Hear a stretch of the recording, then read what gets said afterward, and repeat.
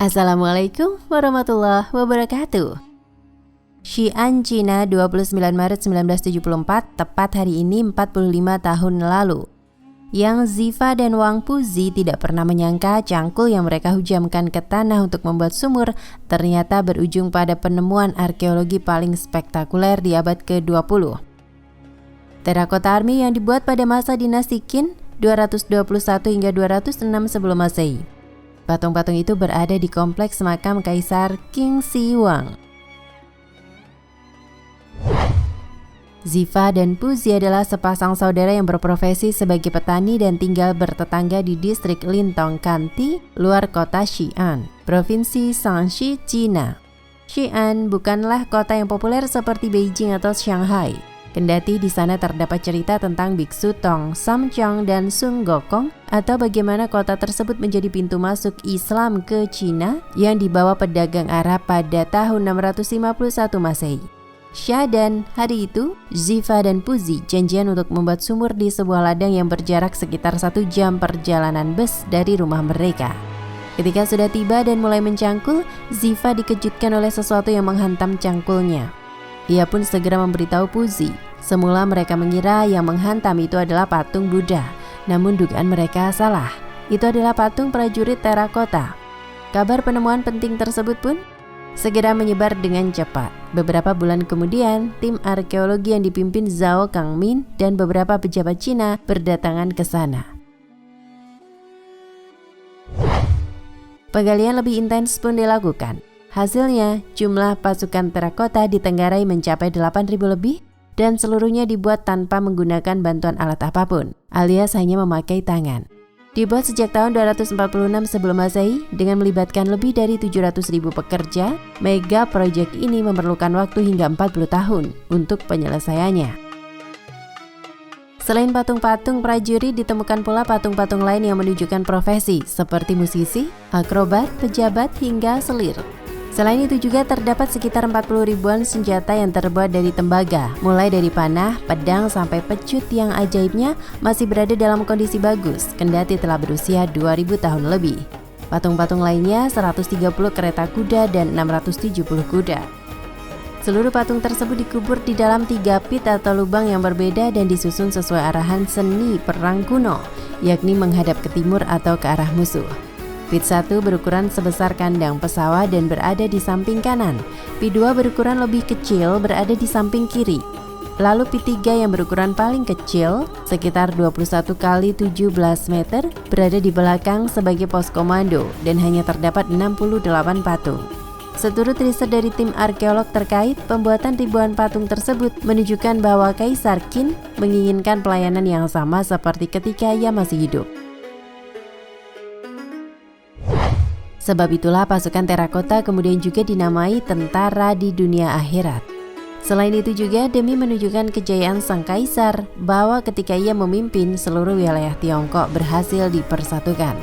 Adapun yang terpenting adalah penemuan pasukan terakota dapat menyingkap lebih jelas bagaimana sejarah kekaisaran pertama dalam sejarah Tiongkok itu.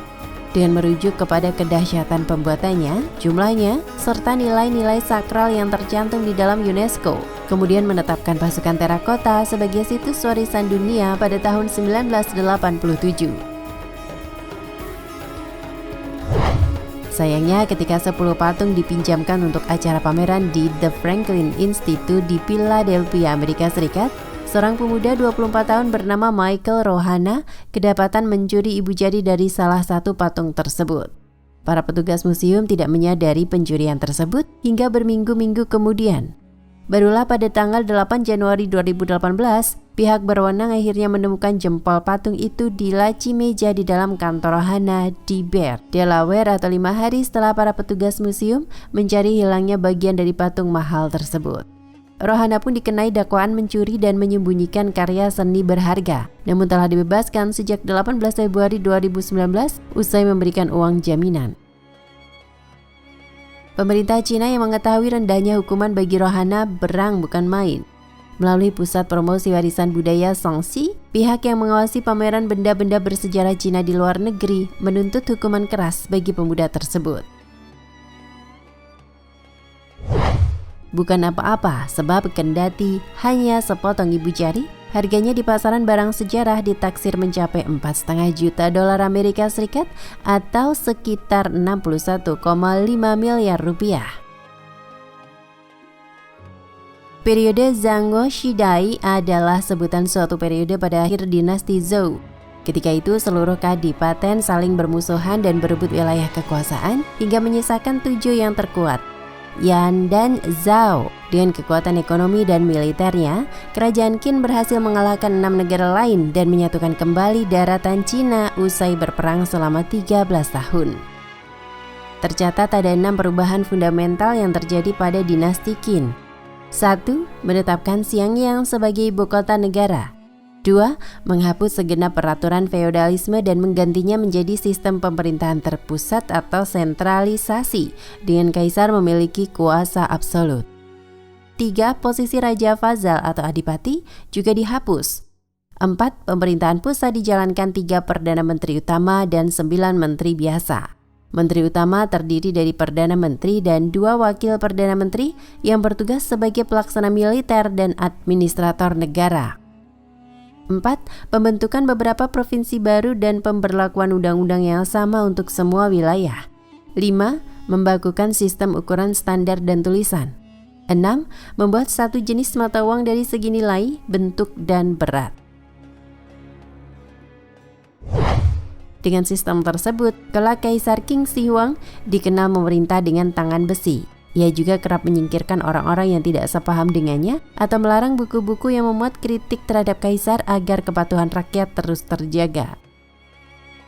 Sementara dalam pembangunan, sifat tangan besi Kaisar Qin juga tampak. Sebelum ia memerintahkan pembangunan pasukan terakota dan makamnya, Kaisar Qin juga minta didirikan benteng pertahanan serupa tembok raksasa yang memanjang lebih dari 2.500 km. Itulah cikal bakal tembok besar Cina yang pengerjaannya memakan waktu ratusan tahun dan baru selesai di era dinasti Ming. Ketika usianya mulai menua, Kaisar Qin memiliki kekuatan besar menghadapi kematian. Maka dari itu ia pun memerintahkan Xu Fu, sosok dengan predikat orang pintar di kerajaannya, untuk mencari obat keabadian di lautan timur Tiongkok. 2 kali Xu Fu berangkat, yakni antara tahun 298 sebelum Masehi dan 210 sebelum Masehi dengan membawa armada 60 kapal dan sekitar 50 orang kru. Namun karena ia sudah menduga bahwa obat tersebut tidak akan dapat ditemukan, maka dalam perjalanan kedua, Xu Fu pun melarikan diri dan tak pernah kembali lagi. Konon ia hijrah di sebuah lokasi yang kelak dikenal sebagai Jepang. Runtuhnya dinasti Qin sebelum wafat, Kaisar Qin sempat menitip pesan kepada Qasim kepercayaannya, Zhao Gao, agar posisinya digantikan putranya yang tertua, Fusu. Gao adalah sosok yang tamak, sedangkan Fusu adalah pemimpin yang dikenal memiliki integritas tinggi. Maka ketika Gao mengetahui pesan tersebut, ia takut Fusu akan menghukum mati dirinya.